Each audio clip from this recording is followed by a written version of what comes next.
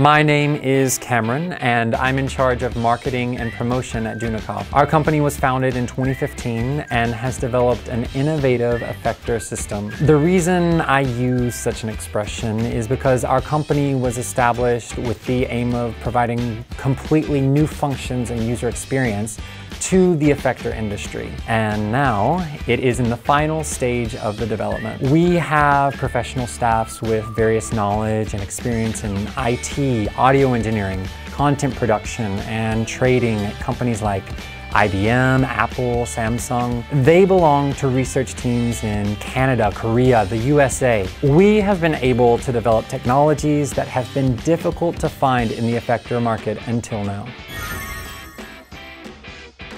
We realized that the drawbacks inherent in existing effector systems are caused by the dichotomy of design with entirely analog systems and entirely digital systems. Although analog has a sound quality that digital still can't keep up with, it has the disadvantage that it's composed of electronic circuits, which are not easy to use, they're heavy, and they're way too big. Digital has the convenience of being able to edit things like a computer. However, the ergonomic approach, making it easy to use functions, was a little disappointing. Our first goal in technology development was the convergence of analog and digital together. The sound processing itself is analog, so it keeps the analog sound quality while digitizing the routing process, things such as the distribution of the sound signal.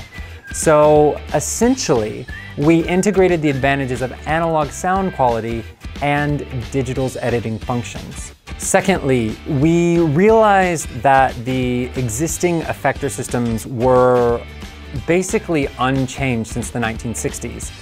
And the patch cables that were used to connect multiple effectors were done so in a very complex way. So we were able to take those systems and reduce the weight and size to less than half, and the price to about half.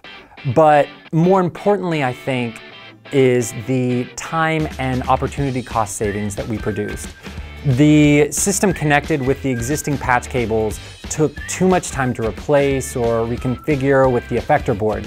So it was essentially impossible to do that at the performance site. It was also troublesome to change at the studio or at your home. As a consequence, it was very difficult to achieve the sound you were trying to make. However, our plug and play has made a breakthrough improvement that can refigure all the systems within 3 minutes, compared to the existing systems, which took about an hour. Third, let me give you an example.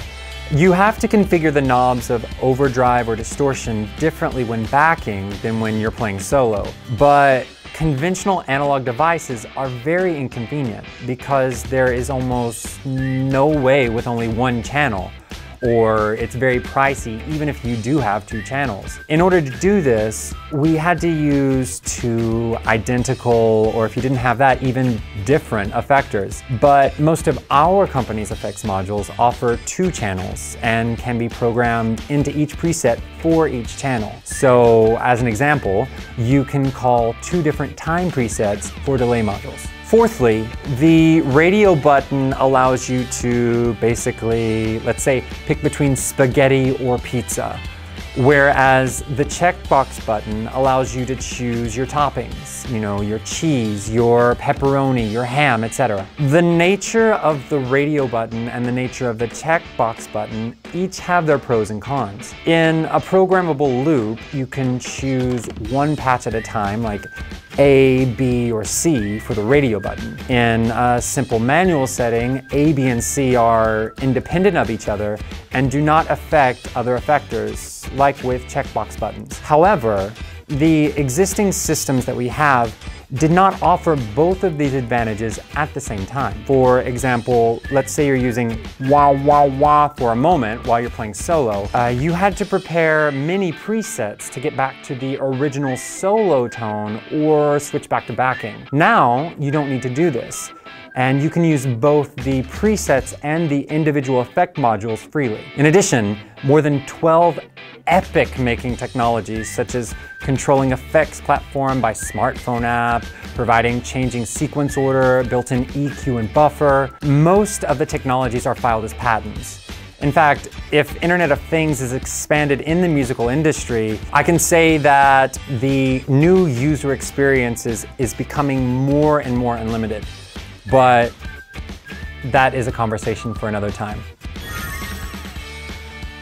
Our company hopes that musicians and all types of music players will spend more time actually playing music and not have to put so much energy into the configuration, reassembly, and transportation of their effect system, so that their performances can improve. Our company started with product development and innovation for effector systems, but ultimately we look to become a convergence technology company that creates devices and a culture that can easily and accurately represent the music and meaning that performers want to express in live performances.